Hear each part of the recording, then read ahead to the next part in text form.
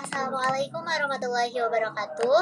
Kami dari kelompok 3 akan mempresentasikan mengenai iklim lingkungan belajar untuk mata kuliah pengelolaan pendidikan. Di sini kami terdiri dari 6 anggota kelompok, yaitu Neng Suci Hasnabila, Silmi Jarroh Aulia, Almi Nursyabani, Yusi Nujjunia Ningsih, Neng Aura Ajahra, dan Andika Setiaji.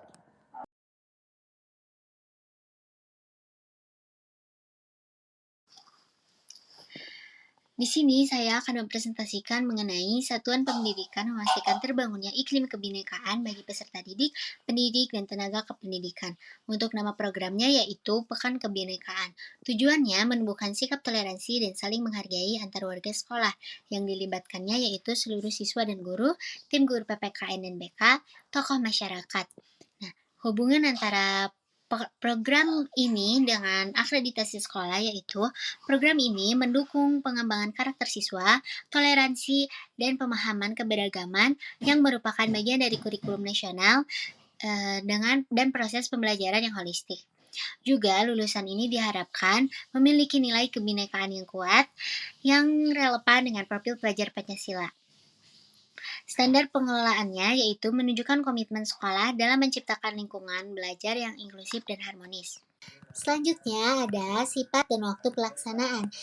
Dilaksanakan terjadwal tahunan 1 minggu per semester. Nah, gambaran kegiatannya yaitu rapat panitia, undang narasumber, pelaksanaannya yaitu seminar keberagaman, pameran budaya antar kelas, pentas seni lintas suku, dan diskusi reflektif. Bukti fisiknya mengenai foto dan video, juga laporan hasil kegiatan dan daftar hadir. Kebutuhan pembiayaannya yaitu dari sumber dana BOS dan donasi orang tua. Pengeluarannya yaitu untuk narasumber, konsumsi, dan alat dekorasi. Nah, untuk nama program kedua yaitu Teman Sebangku Berbeda. Nah, tujuannya membiasakan interaksi lintas latar belakang siswa untuk membangun rasa saling mengenal dan menghargai. Yang dilibatkannya yaitu peserta didik di semua jenjang, pelaksananya yaitu wali kelas dan BK sekolah. Hubungan program ini dengan akreditasi sekolah yaitu ini mencerminkan praktik pembelajaran yang aktif, partisipatif, dan membangun keterampilan sosial siswa. Dan lulusan di sini diharapkan memiliki keterampilan sosial, kerjasama, dan kemampuan interaksi secara positif. Guru yang memfasilitasi dan mengelola interaksi ini menunjukkan kemampuan pedagogis dalam menciptakan lingkungan belajar yang kondusif. Yang selanjutnya yaitu sifat dan waktu pelaksanaan. Dilaksanakan rutin mingguan, 1 hari dalam seminggu bergilir tiap kelas. Gambaran kegiatannya yaitu sosialisasi program kepada guru dan siswa, pelaksanaannya penemuan siswa secara acak setiap minggu untuk duduk berdampingan dengan teman dari latar belakang yang berbeda. Dilanjut dengan sesi refleksi. Pekan bertukar cara komunikasi atau pekan becak, yang mana tujuan program ini yaitu agar siswa bisa saling menghargai perbedaan yang ada, seperti perbedaan pada orang yang memiliki kebutuhan khusus. Nah, pada program ini, siswa diharapkan memiliki sikap toleransi dan juga solidaritas yang tinggi. Nah, program ini sejalan dengan poin akreditasi yaitu satuan pendidikan yang menyediakan lingkungan belajar yang inklusif. Lingkungan belajar yang inklusif di sini adalah lingkungan belajar yang tidak membedakan latar belakang, kondisi fisik, ataupun kebutuhan khusus. Adapun gambaran kegiatannya yaitu guru menjelaskan dan juga mengajarkan kepada siswa cara berkomunikasi nonverbal seperti bahasa isyarat. Kemudian siswa itu memahami dan juga belajar apa yang diajarkan oleh guru. Nama program T-Day, program ini memiliki tujuan yaitu agar siswa bisa menampilkan bakat atau potensi yang dimiliki dan pada program ini juga siswa bisa saling bertukar ilmu yang dimiliki dan pada program ini juga siswa bisa bebas berekspresi. Nah, bebas berekspresi di sini adalah siswa bisa bebas menampilkan bakat atau potensi yang dimiliki. Dan program ini sejalan atau berhubungan dengan poin akreditasi yaitu satuan pendidikan menyediakan lingkungan belajar yang inklusif. Nah, lingkungan belajar inklusif di sini adalah lingkungan belajar yang nyaman dan juga mendukung bagi siswa sehingga siswa bisa belajar tumbuh dan berkembang bersama-sama menghargai perbedaan dan menghargai potensi pada tiap orang. Gambaran kegiatannya, siswa harus menampilkan bakat atau kemampuan yang ada pada dirinya. Kemudian, siswa juga harus mengajarkan bakat atau potensi yang dimilikinya kepada teman yang lain. Nah, tugas guru adalah mengawasi ataupun mendampingi siswa, serta guru harus melihat potensi atau bakat yang ada pada tiap siswa. Yang berikutnya ada program agar satuan pendidikan mewujudkan iklim lingkungan belajar yang aman secara psikis bagi peserta didik, pendidik, dan tenaga kependidikan. Lalu di sini ada program yang bernama Pekan Iklim Sekolah Positif. Tujuan menciptakan budaya sekolah yang kuat dan berkelanjutan dengan nilai-nilai positif seperti rasa saling menghormati, tanggung jawab, dan kepedulian yang dilibatkan sasaran seluruh warga sekolah, penyusun modul guru BK, pelaksana tim Satgas Anti Perundungan, mitra komite sekolah dan dinas terkait. Sifat dan waktu pelaksanaan bersifat wajib dilaksanakan selama 1 pekan di awal semester dan evaluasi di tiap akhir semester. Gambaran kegiatan menyusun panduan kegiatan dan modul workshop untuk guru dan tenaga kependidikan, kegiatan literasi emosi dan empati, sesi refleksi dan berbagi pengalaman, refleksi situasi sosial di sekolah, deklarasi sekolah aman psikis, pemasangan poster dan pojok curhat, simulasi penanganan konflik. Bukti fisik, dokumentasi kegiatan, foto atau video, laporan hasil survei awal dan akhir, poster dan panduan di papan informasi, publikasi media sosial. Kebutuhan pembiayaan, sumber, BOS, dukungan mitra atau komite, pengeluaran, cetak modul pada poster, konsumsi peserta kegiatan, transport, dan narasumber, alat tulis, dan perlengkapan kelas refleksi.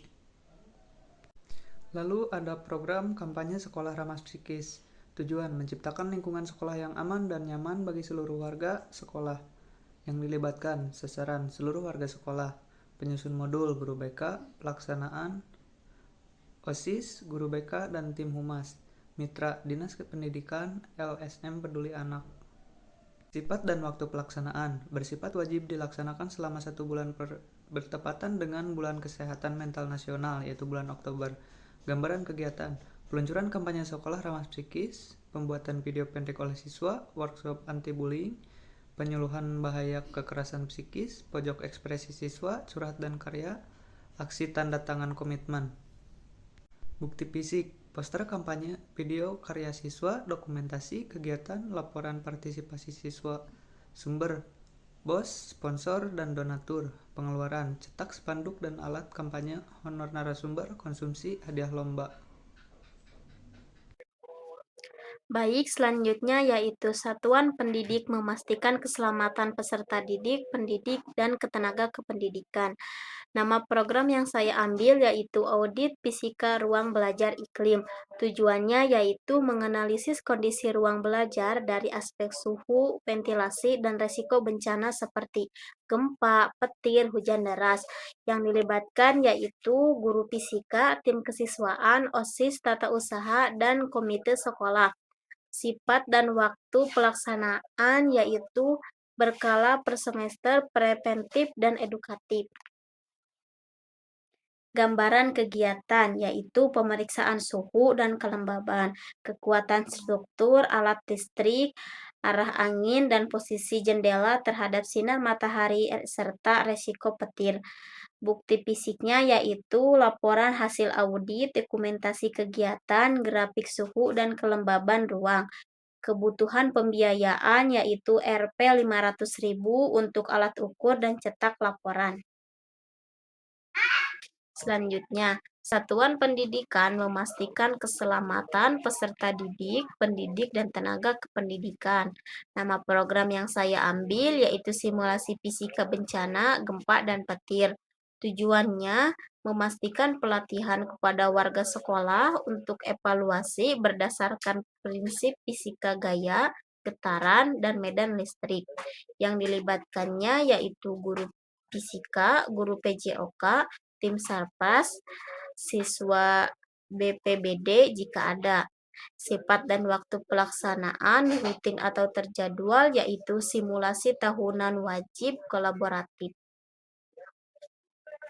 Selanjutnya, gambaran kegiatan yaitu ada dua. Yang pertama, praktik evaluasi gempa seperti konsep getaran dan pusat gempa. Yang kedua yaitu simulasi perlindungan dari petir, yaitu konsep konduktif dan isolator, titik kumpul aman. Bukti fisiknya yaitu berupa dokumentasi video, foto, simulasi, daftar hadir, dan peta titik kumpul sekolah. Untuk kebutuhan pembiayaannya yaitu Rp 700.000 untuk alat peraga dan spanduk peluit. Nah, untuk selanjutnya mengenai komponen satuan pendidikan menjamin lingkungan yang sehat dan memiliki atau melaksanakan program yang membangun kesehatan fisik dan mental pada peserta didik, pendidik, dan tenaga kependidikan. Nama program yang saya ambil yaitu tentang program konseling dan dukungan psikososial terpadu. Tujuannya untuk membangun kesehatan mental yang kuat pada peserta didik, pendidik, dan tenaga kependidikan melalui layanan konseling dan dukungan psikososial terstruktur dan mudah diakses di lingkungan sekolah. Yang dilibatkan dalam program ini ada siswa, guru, dan tenaga kependidikan, konselor sekolah dan psikolog profesional, orang tua atau wali murid, dan dinas pendidikan dan dinas kesehatan. Untuk hubungan poin akreditasi dan program yang saya ambil mengenai konseling dan dukungan psikososial terpadu, sangat signifikan karena program ini berperan dalam menciptakan lingkungan belajar yang aman, sehat mental, dan mendukung perkembangan karakter siswa.